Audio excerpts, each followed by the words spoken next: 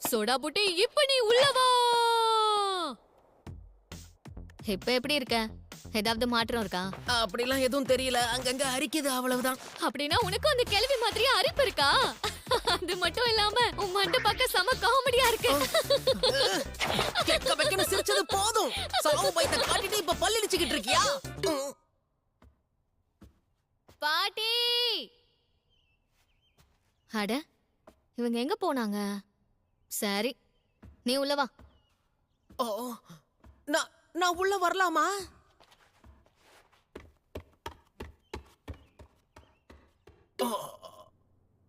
ஒரு நிமிஷம் அங்கே இரு. நான் என் ட்ரெஸ்ஸை மாத்த போறேன். கதவை மூடு. ஓ, சரி சரி, மாத்திக்கோ.